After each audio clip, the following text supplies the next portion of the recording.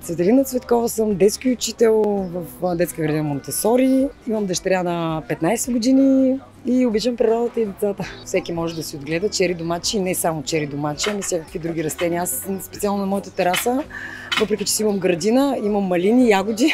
Сега мисля краставица, сега също чери домачета. Отглеждала съм и пипер на терасата, и слънчоглед и какво ли не.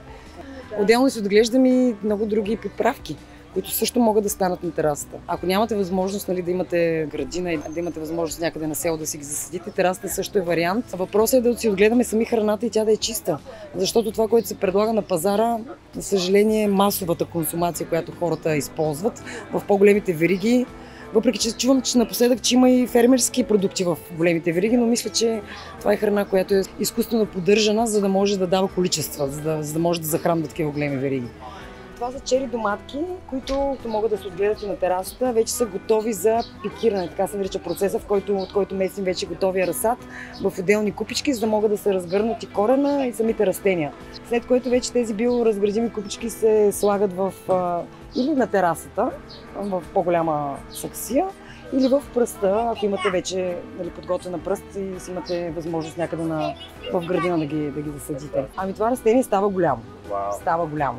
Ами доматчето изисква да не е на пряка слънчева светлина и да се полива. Ами на 2-3 дена веднъж е хубаво да се полива. От едно растение могат да излязат 40-50 доматчета. Така отраснахме с моя брат. Преди да играем, всъщност първо трябваше да свършим някаква работа. И тогава си викам, вместо да играя, нали, аз трябва да ходя на градината, да съдя, да плевя. Но сега съм супер благодарна. Учител съм от 8 години детски и от 3 години съм част от проекта на Хумана градско земеделие. И затова реших да подхраня това в детето, децата да разберат откъде идва храната, защото повечето градски деца нямат идея. И за да могат да си отгледат на тераската тези растения, да видят какво се случва и после да си хапват, сами да си отгледат храната. Това ми е идеята.